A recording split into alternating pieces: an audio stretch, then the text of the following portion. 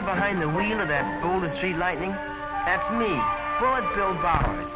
My folks and I just moved to this new city, and it sure seemed to me like we picked out a town full of sleepwalkers.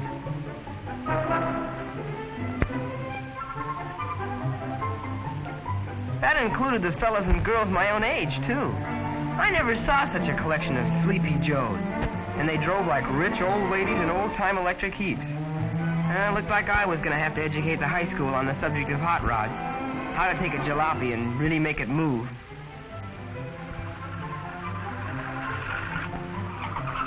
Why, in the burg I came from, I had the juiciest bug of any rodder in the Goose Greasers. That was our street racing club. And I had the biggest collection of traffic citations, too. All us greasers drove the cops crazy, and I could have started a private mental sanitarium for those I'd worked over.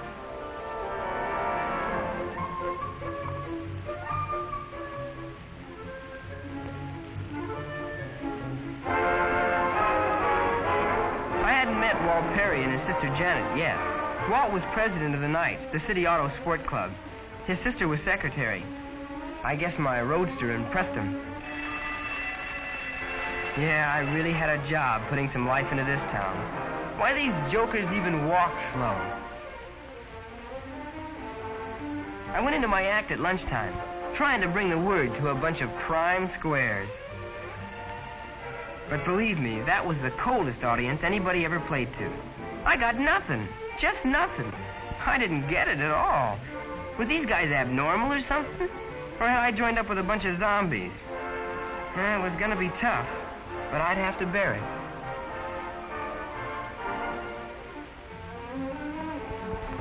I was stuck with him. This city was a slow burn.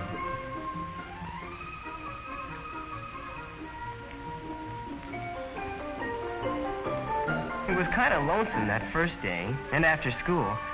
But I knew a way to get him to notice me. It had always worked before where I came from.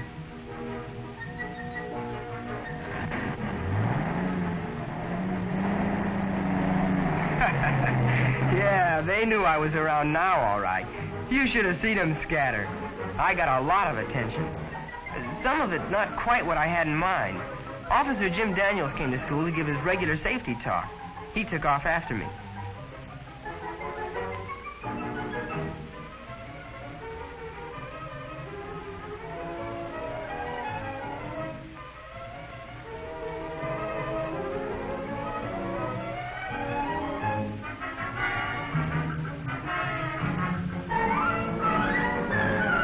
First he told me I was driving like a wild man. I took that as a compliment. And then he asked if I was a member of the Knights. So I said no, I was a goose greaser and wanted to show him my card. But all he wanted to see was my driver's license. So I was getting my first ticket in this city. Didn't impress me much. Like I say, I held a goose greaser record.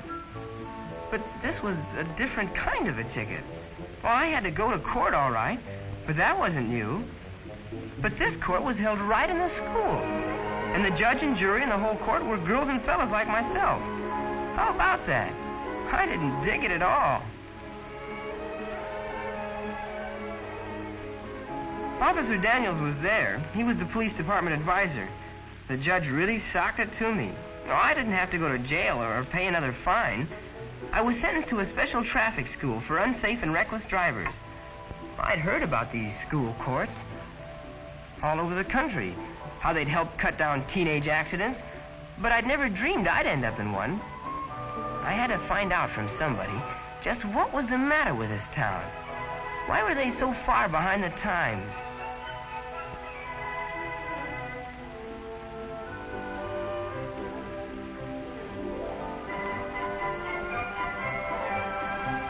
I guess Officer Daniels had figured out what I was thinking. He suggested that Walt and Janet Perry explain a few things about their city and hot rodding the Knight's way. They gave it to me, both barrels. They weren't behind the times, I was. How about that? Me behind the times. So, I began learning about real hot rodding. The kind that developed after World War II. That's when thousands of high school and college kids and servicemen were bitten by the speed bug.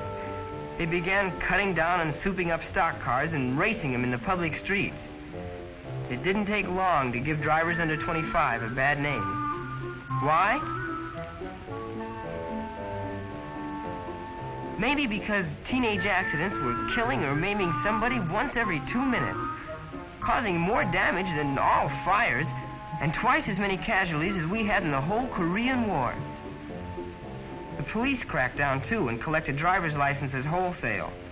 This scene was played up in a national picture magazine.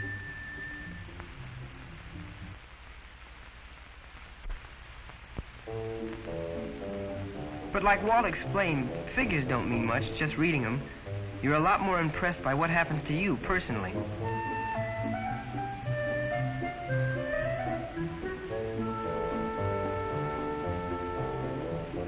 Tom Hanks was Walt's best friend, and his hero, actually.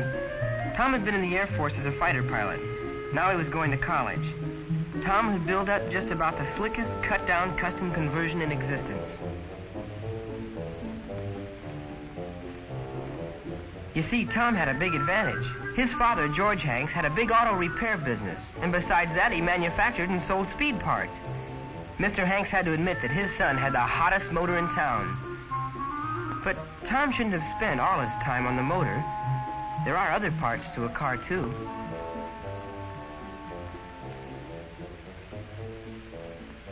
Like those little gimmicks in the wheels, the brakes. Tom was breezing down the road, and he was catching up to the 1105, a pretty fast freight. Then he thought of a good test for his engine. If he could beat the fast freight to the crossing, he'd know his engine was perfect. Then the engine sputtered, missed, slowed down just a little. Tom wouldn't beat the train. He'd have to use his brakes. But he didn't have any, and it was too late to turn off.